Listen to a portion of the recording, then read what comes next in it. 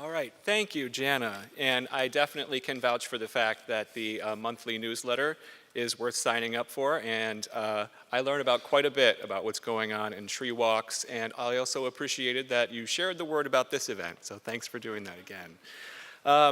Up next, we've got Mark McPherson from the Urban Forest Carbon Registry. Mark is a lawyer and a business person by training in Seattle, and he has been active in urban forestry for several years, having drafted the first conservation easement for the City of Seattle Heritage Tree Program over 25 years ago. He was given a Founders Award by Plant Amnesty in Seattle for his legal work in cases involving trees in urban areas. Mark has a PhD and a law degree from Harvard, but his real claim to fame in urban forestry, and this was his words, not mine, is that he is the brother of Greg McPherson, the prominent urban forest research scientist. Please join me in welcoming Mark. Thank you.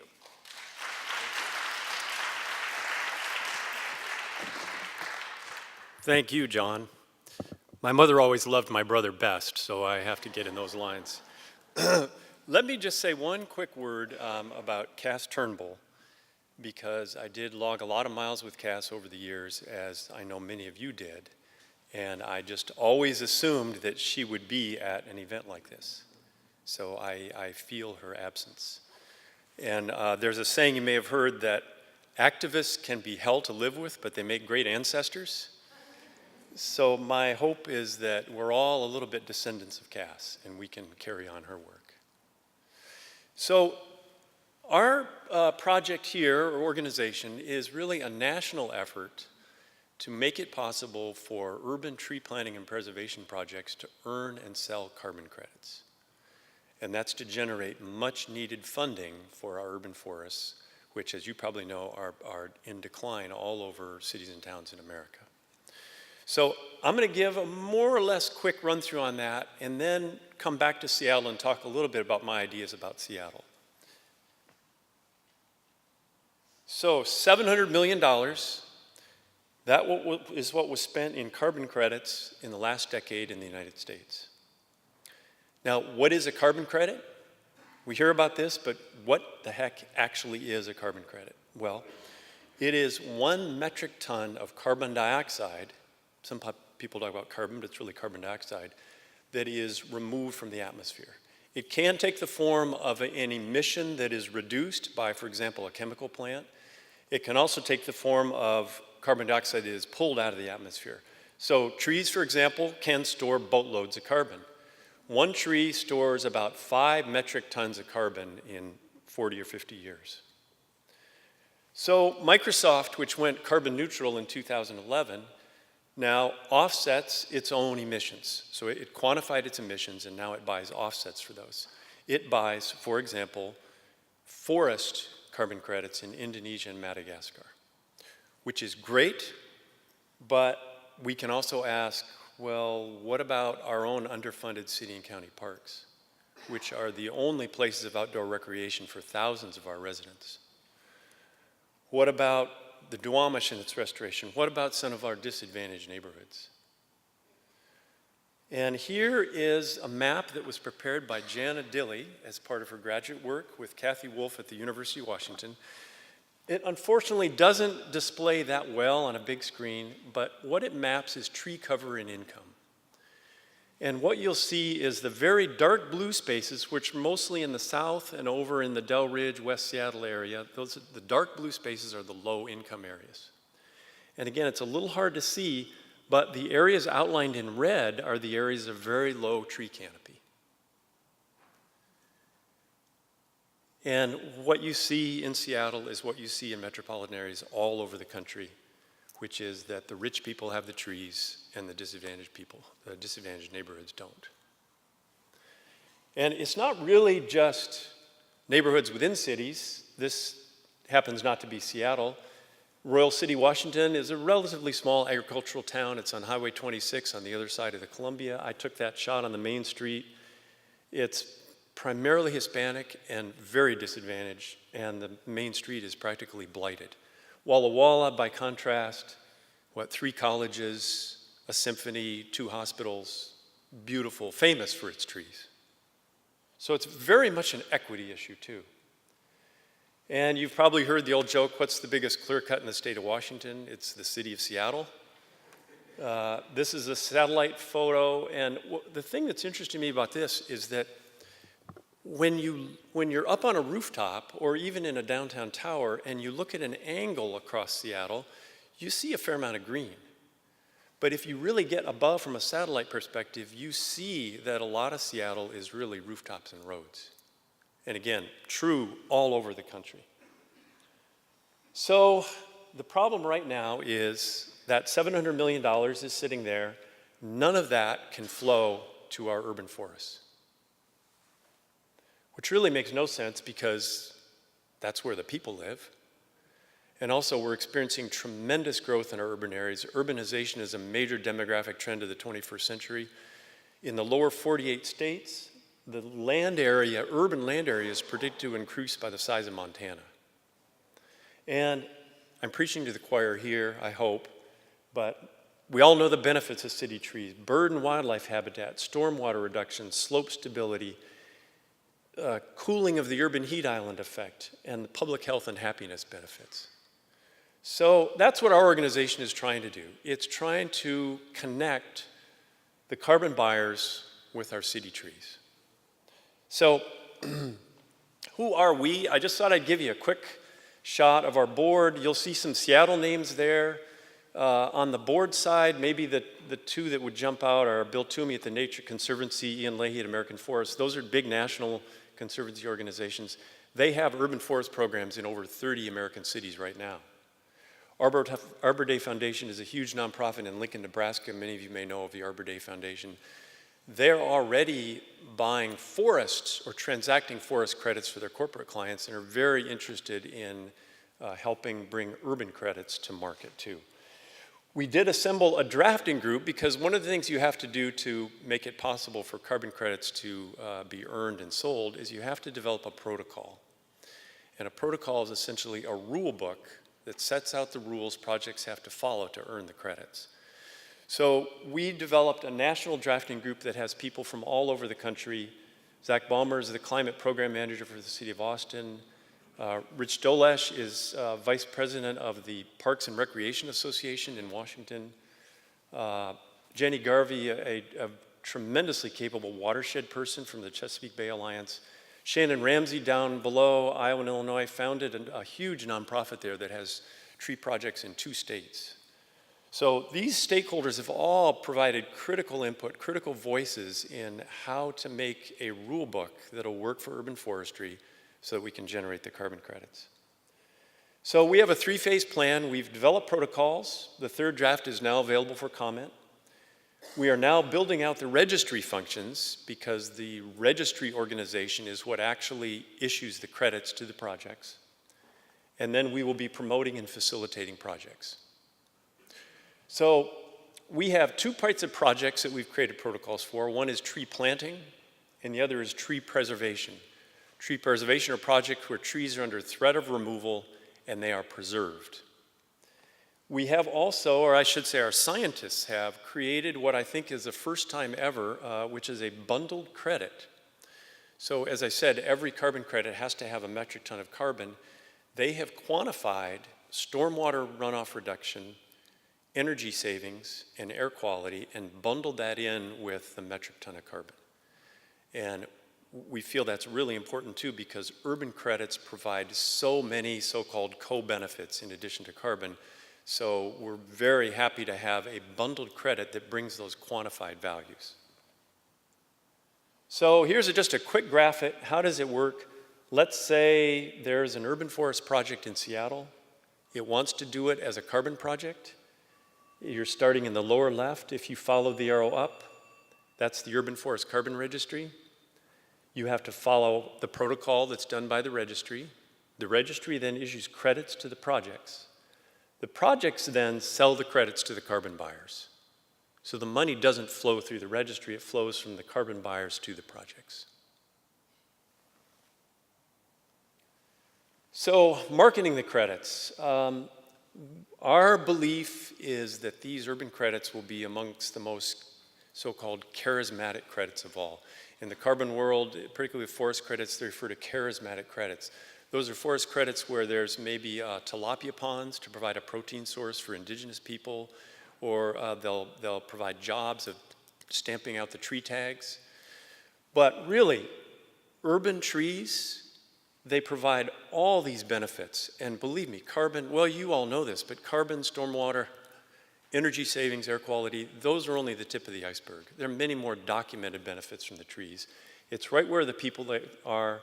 And if you're a corporate buyer of credits, whether they're carbon credits or corporate social responsibility credits, this is the most valuable public relations ever, because the projects go on over time. You have before and after pictures of parks or neighborhoods being transformed.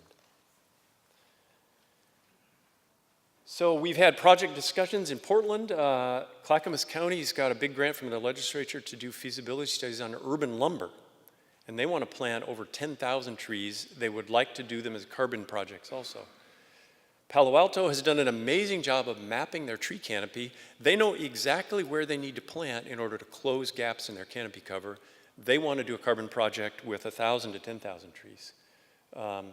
City of Shoreline is very interesting because Carter Subaru is a well-known Subaru dealership. Some of you may drive Carter Subarus. They have a program called the Road to Carbon Neutral. So they will plant trees if you buy a Carter Subaru, or even if you test drive them. So they want to fund a carbon project in the city of Shoreline.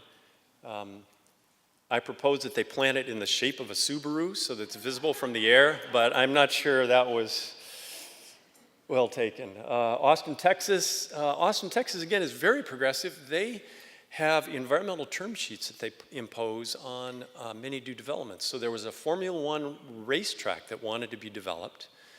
The city of Austin said, that's fine, but you have to offset your carbon, and half of your offsets have to be local. So they're requiring locally sourced carbon credits, which is really a wonderful idea because it's internalizing the benefit of that to their own region. Detroit is in the middle of a huge reforestation program. They're going to be planting probably 10 to 30,000 trees in the next 4 years. Dallas, the Great Trinity Forest is in Dallas. I've been talking to planning commissioners there that want to do a preservation project to make sure that they get protection on parts of that forest that are under threat. Pittsburgh, a group of conservation groups just preserved a 600-acre parcel inside the city limits. And that would be a perfect preservation project. Columbus, 100 acres, and then other cities where we've been in discussions. So enough now on the carbon project. Happy to talk to people afterwards. I know it's a little technical, it's a little complicated, but it's an opportunity we're really working hard to make possible. But I just want to talk a little about Seattle urban forestry just because I've been involved on some level or other for many years. Again, I saw 3 goals here. One is sort of it takes a village to grow the urban forest, and it takes all of us doing this. Second, the kind of cross-fertilization to just meet, connect, talk to each other. And then third, and maybe this is near and dearest to my heart, which is what are the next steps to advance urban forestry here in Seattle? So I think we have a choice, really, and the choice is to pretty much keep going as we've been going. And my kind of diagnosis is that we are many voices now. And we have people that care about development regulations. We have people that care about tree protection ordinances. We have people that care about pruning and maintenance. We have people that care about projects in their own parks or their own neighborhoods. We have people that are opposing projects that are taking down trees. We have the Audubon people. There's just a whole bunch of us that are all toiling in our own vineyards on urban forestry. And we could continue in that way, and I don't know that any one person is going to change that, but I think the question that would have to be asked for all of us is, do we really have a seat at the table? Are we really there with the city, with the influential people who are making decisions about what's going on? And you know what Elizabeth Warren says, if you don't have a seat at the table, you're probably on the menu. So the second option is we could come together for some kind of power and influence. And this has been on my mind recently because I served in 2013-14 on a work group developing an urban forest protocol in California.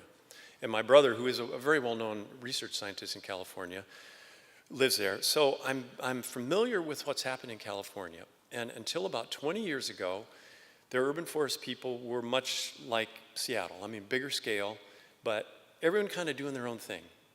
And I wouldn't say people were bickering, but nobody was helping each other. There was no unification. There was no one voice uniting.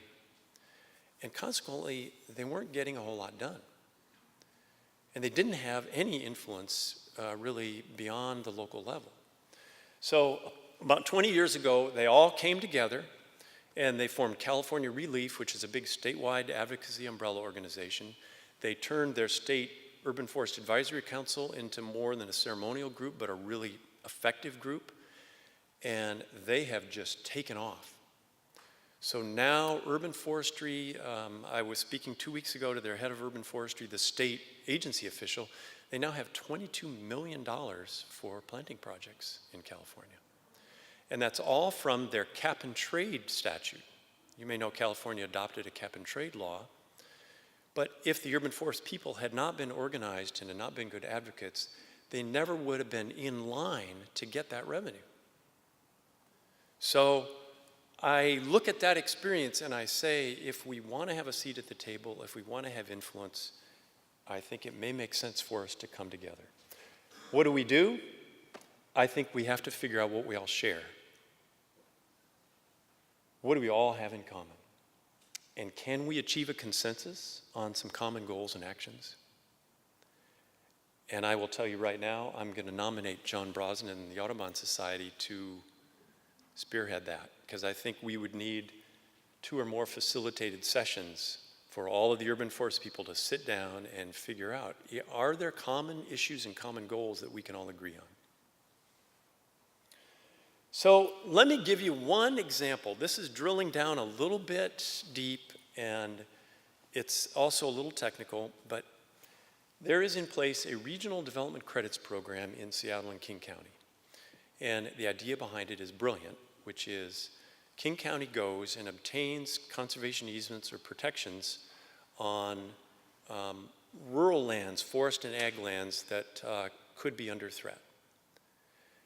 And meanwhile, the city of Seattle, in the South Lake Union downtown core, gives bonus square footage to developers that are building commercial buildings. So those developers get the bonus square footage, and in exchange for that extra square footage, they put money into the Regional Development Credits Program, which goes to purchase that forest and ag land that is in the rural areas around the city. Now, that's a great program, and preserving the open space in that so-called peri-urban boundary is very important, otherwise we will sprawl out. But this happened in 2013, and where was urban forestry? Because we could have said, gosh, buildings in the downtown core in South Lake Union, the impacts of those buildings are in the city. So shouldn't some of that money stay in the city and stay toward keeping our city forests healthy and strong? Well, the county and city people would probably say, no, you're confusing issues here. The open space is a high priority. We got to have that. But this is my point. If we're not at the table, we can't even articulate that. I looked at one building, 970 Denny, got 120,000 extra square feet on its building from a regional development credit, and it paid for that $1.8 million. That's one building. And you have to ask, gosh, why can't we be part of that equation? And it doesn't have to be a loss. It doesn't have to be money taken away from open space. I mean, I'm thinking, why not give the developer 12,000 more square feet? What's another 12,000? And route 180,000 to urban forestry. If we did that with 10 buildings, that'd be $1 million almost for urban forestry. But again, if we don't come together, again, I don't think we're going to be at the table. And bear in mind, this also begs the question, which is, even if there's a whole lot of money coming to urban forestry, what's done with that? Where is that spent? And who determines how it's spent? So other funding sources, impact fees by property developers. There's a EPA state revolving fund. There are certain industrial projects, infrastructure projects that can be funded through an EPA state revolving fund loan. If you add a green infrastructure project on top of that, it can be, in essence, for free.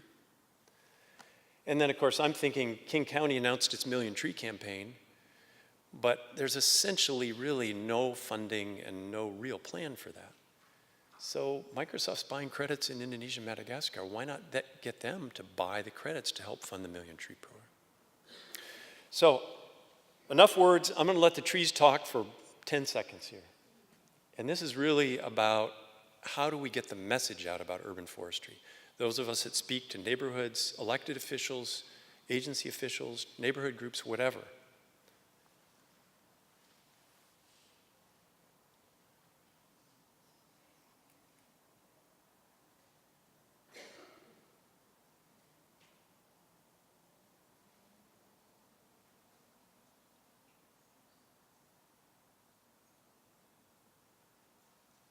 All right, thank you very much.